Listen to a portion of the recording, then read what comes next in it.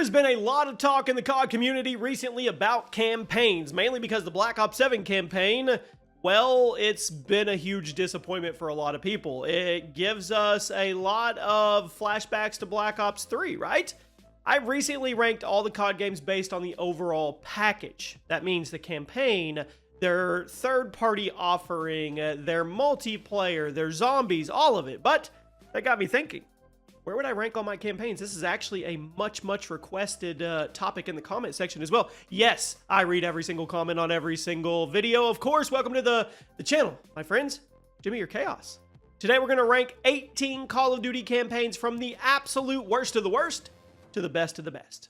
From COD 4 all the way to Black Ops 7, according to me, non-AI Jimmy. So you let me know in the comments where you agree or disagree with my rankings, and drop a like on the video. Make sure you guys are subscribed. We're going to start off at number 18, dead last on the list, no shocker. Black Ops 7. What an accomplishment. Certain aspects of Black Ops 7 seem to be getting positive reviews. The zombies mode is apparently really good this year, but the campaign is universally hated by both longtime COD fans and new school players who haven't even played a Black Ops campaign before. So yeah, there's that. You actually got the COD community to agree on something. Everybody agrees this campaign is trash. The story makes absolutely no sense. The gameplay's repetitive. It's lame. The boss fights are terrible. The characters come and go without any real ceremony or impact on the plot. And the whole thing feels like it should be in a Resident Evil spinoff or a Destiny 2 raid. Franchise used to be about real-world conspiracies and consequences and black operations. And now it's about shooting 5,000 bullets at a giant humanoid monster in a nightmare world. Where did we go wrong? When did we fall off the rails? How the heck did we get here? Why the heck can't I pause it? I can't pause the campaign. Worst campaign by a landslide. I thought people were exaggerating about how bad the campaign was until I tried it myself. Nobody was exaggerating. It's that bad. Today's video is sponsored by the Pendragon Cycle, and the new trailer just dropped, so let's react to it together. All right, here we go. I am a sucker for anything medieval that's done right, especially with the rise of Arthur, King Arthur, and a young Merlin. This is the beginning of a bigger story, a larger foundation.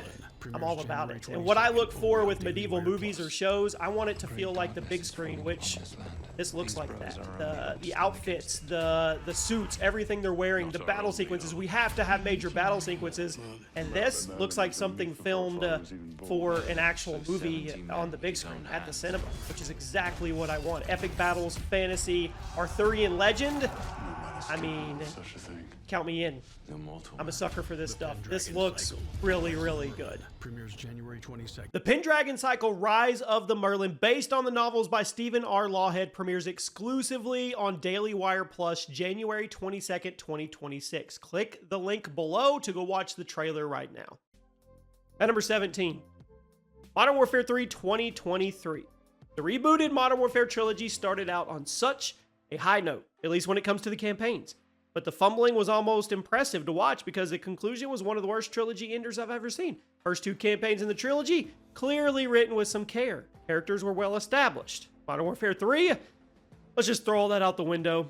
For starters, Makarov is the main villain. He's one of the dumbest characters in COD history in this game for some reason, which does his original version no justice. None of what he does makes any sense, and yet everybody still somehow works out, I don't know, works for him, I guess, because everyone else is even dumber in the game, which makes the story feel pointless. And then, when it comes to the gameplay, Modern Warfare 3 has some of the laziest level design ever. This is where COD really started to try to experiment with those open world missions, and put simply, it didn't work. The open world missions were horrendously balanced. They were terribly paced. The whole campaign could be finished in a few hours. That's the new norm, I guess. I mean, Black Ops 7, I think it's like 4 hours. I mean, it could have been a good thing because absolutely nobody wanted to keep playing this for more than an hour or two, so at least there was that merciful, I guess, brief. It's kind of sad, though. Sad how far the Modern Warfare subseries has fallen over the last 15 years, because even though Modern Warfare 3 2023 redeemed itself on the multiplayer side, campaign, it's really one of the worst in COD history. At number 16, Train Go Boom, Black Ops 3. I've seen some people, myself included, looking back at Black Ops 3 campaign saying along the lines of, man, we didn't know how good we had it back then, mainly because the Black Ops 7 campaign is that bad. But guys, there's no way we're going to try to paint this picture any different. I mean, it's not as bad as Black Ops 7, but it's terrible. The story made no sense. The characters had no real motivations. There aren't any interesting enemies, despite this being one of the most futuristic and far-out campaigns in the entire series. And the whole thing is just meme-worthy. It's a meme-worthy mess. Train Go Boom. The thing is, I can forgive a story that makes no sense if the gameplay is fun, but the Black Ops 3 campaign doesn't really have any memorable combat sections or fun levels. The only things people will remember about this campaign were the terrible lines, the fact that it completely crapped all over the ending of Black Ops 2. So I put it at number 16. You're not going to convince me that this campaign was underrated just because the latest Black Ops campaign was somehow even worse. And that last level where it like had World at War all combined in it was bad. At number 15, Vanguard. Now I like the campaign for Vanguard more than the multiplayer, but since Vanguard's multiplayer is the worst in COD history, at least in my opinion, that's not saying a lot here. Vanguard's campaign is a bunch of little snack-sized stories set in World War II. None of them really stuck with me. Level design was not great. Honestly, every World War II themed COD game is going to be compared to World at War for me, and there's never going to be a good comparison. You'll see what I mean once you see how high I actually ranked World at War on the list. Vanguard's campaign felt lazy, rushed. It's the best word I can use. I mean, it's bland, it's boring. None of the characters are memorable. None of the fights were unique, and it just made me think about how much better World at War was all the way back in 2008. You could call me a Vanguard hater all you want, but I think even the biggest Vanguard defenders can agree with me. The campaign wasn't very good. At number 14, Modern Warfare 2 2022. I mean, what an insane letdown after Modern Warfare 2019. This one had some interesting ideas.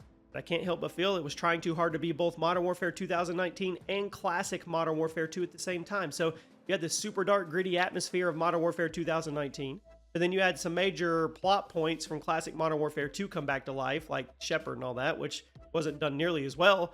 And the thing about classic MW2 is that it was fully aware of the fact it was ridiculous, over-the-top action movie plot. Michael Bay, Modern Warfare 2 2022 was trying to be super ridiculous while also being super dark, visceral, and gritty at the same time, and it doesn't help that the level design just wasn't as good as Modern Warfare 2019. Like I said, I can forgive an underwhelming story if the levels are fun, and while I don't think Modern Warfare 2 2022 is a bad campaign, it's not going to get a higher spot from me.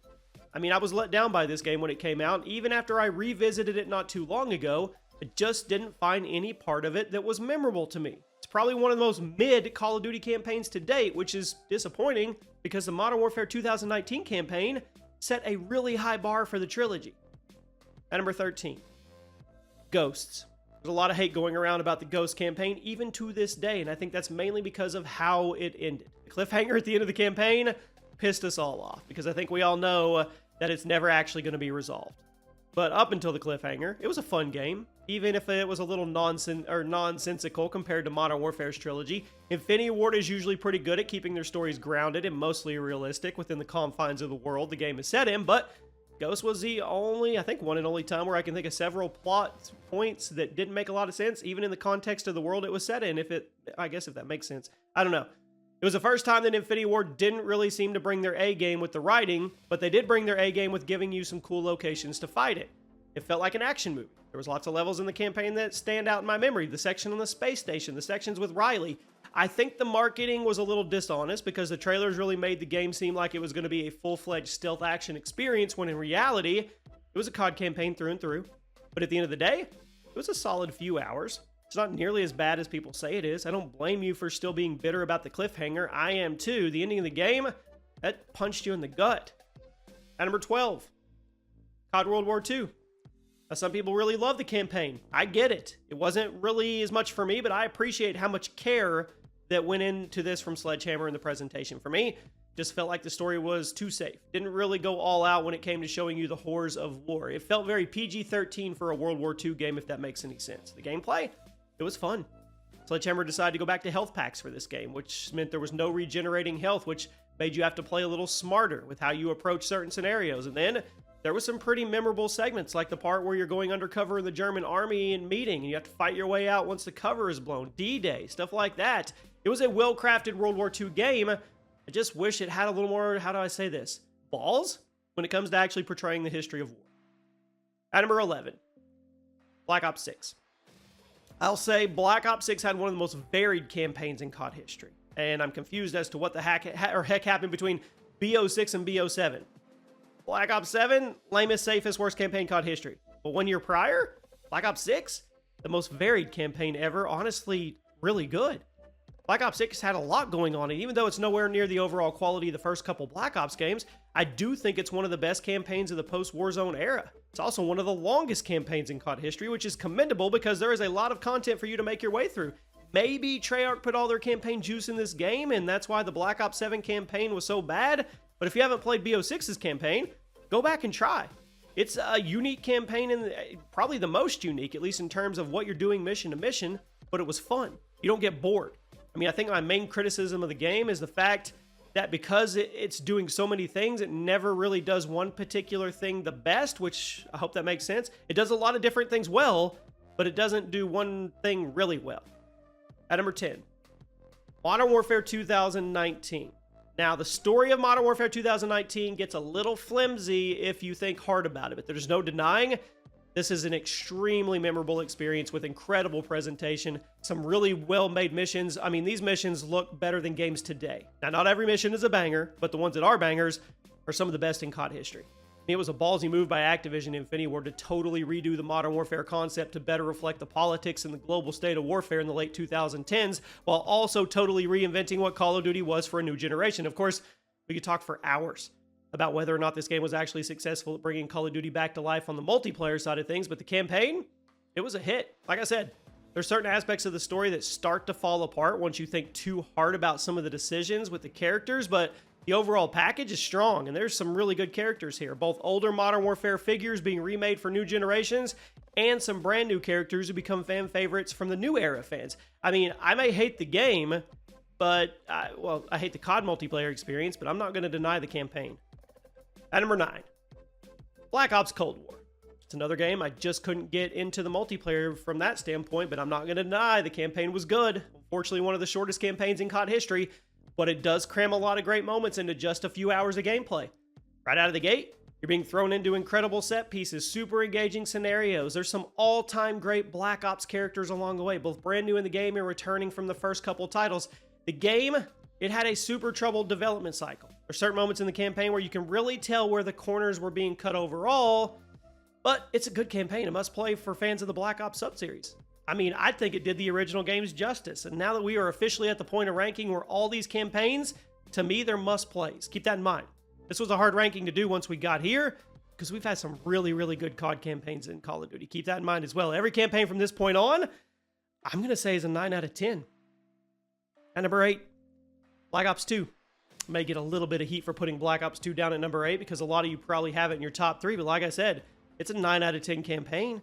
Black Ops 2 is still the best example of a COD campaign with branching storylines that made your decisions matter. It didn't sacrifice any of the signature COD moments in order to make that happen. The story that spans decades banks on the nostalgia of the original Black Ops, but also shows us what the game led to immediately after the credits rolled in a couple decades in the future. Now, I'll admit, I don't think the level design is Treyarch's best here, but the storytelling, it's great. There's so many awesome ideas on display. Plus the voice acting, chef's kiss. Perfect. Post-credit Easter eggs, some of the best in the entire series. At number 7, COD 4.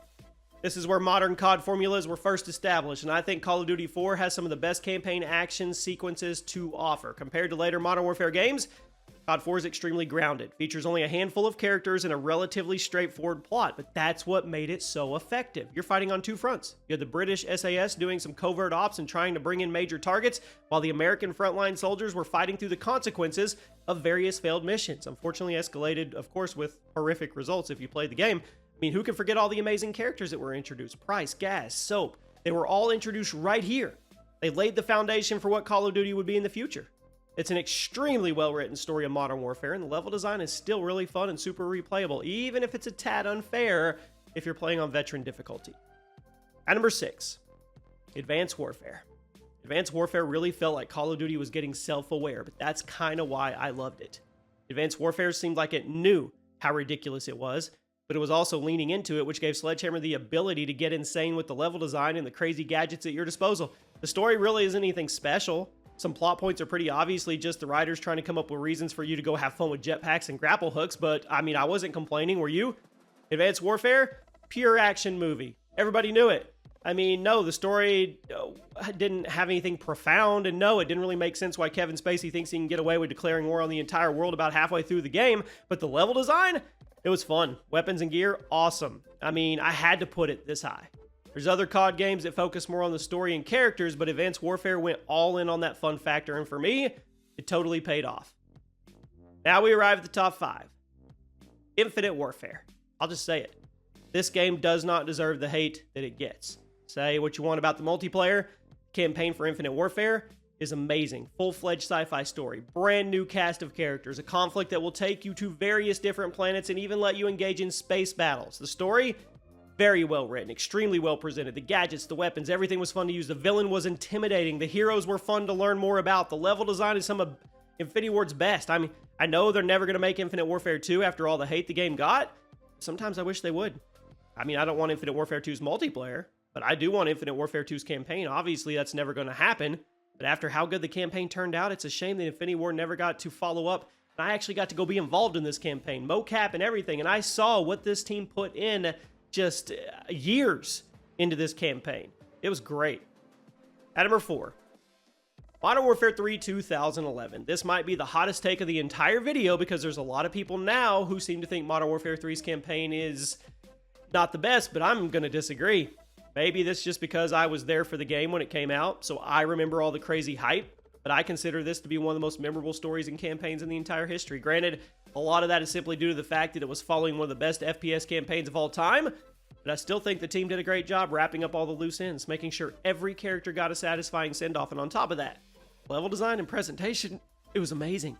Getting to fight through World War III, seeing what the United States would look like if it was properly invaded, it was haunting at times. I think Infinity Ward did a really good job at showing us the devastation of that potential conflict without ever feeling like they were just trying to shock and awe us for no reason. It walked the line between crazy action movie and serious modern war story. Perfect way to conclude the original trilogy. At number 3, Modern Warfare 2 2009. Now, I think some modern critics like to write off MW2 as being a giant explosion fest, like the video game equivalent to a Michael Bay movie. But if you go back and you replay it, I was honestly blown away at how well the story was written, how incredible the level design was. There's not a single bad mission in this entire campaign. There's almost too many great moments to count. The Burger Town defense, the final showdown, the estate holdout, the snowmobile chase, the missile silo, the Washington, D.C. firefight. I could go on and on. It's the entire campaign. The game was good. It was amazing. When you see people get super critical of modern Call of Duty campaigns, it's because this is the kind of stuff that we were used to getting every single year. Modern Warfare 2 is an incredible experience from front to back. The writing was great, the characters were great, the level design was great. Top tier campaign. Nobody will ever convince me otherwise. At number 2, this was hard. Black Ops. Treyarch went crazy in all the best ways. Black Ops took everyone by surprise when it came out in 2010 by not only giving us a crazy war-torn campaign like the Modern Warfare games, but also giving us a mind-bending story full of conspiracies, brainwashing, flashbacks, and a surprise tie-in to World at War that made everything come full circle. For me, I loved how the Black Ops campaign tied into the real-world history and how Treyarch was able to make some crazy Call of Duty campaign missions perfectly tie into the more thoughtful and trippy aspects of the government conspiracy plot going on. This is one of the best-written COD campaigns ever. Deserved this spot. But if you were paying attention, you probably heard me name drop the number 1 way back in the video. At number 1, my channel, I don't care. World at War. To me, this is as good as campaign get for Call of Duty. World at War not only told a great story about a very well-written character or characters in a horrific conflict, but it's also the fact that Treyarch did not shy away from showing any of the brutality of the real-world conflict and the effects that that brutality had on the people participating in it. But even after writing one of the best World War II stories in gaming history, Treyarch also went ahead and designed one of the most fun and engaging World War II video games. This game is fun, top to bottom, incredibly well written with some of the most haunting atmosphere you'll ever be able to find from a World War II game. If you ever wonder why games like COD World War II are so heavily criticized by old school COD fans like me, it's because this is the insanely high bar we're comparing it to. When we say COD World War II didn't have any balls with portraying the conflict, it's because World at War is what happens when you do. The game was incredible. And if you ask me, it's the best campaign in COD history. Let me know if you guys agree or disagree. For all you tryhards, rank them all yourself in the comment section, and I'll see you soon.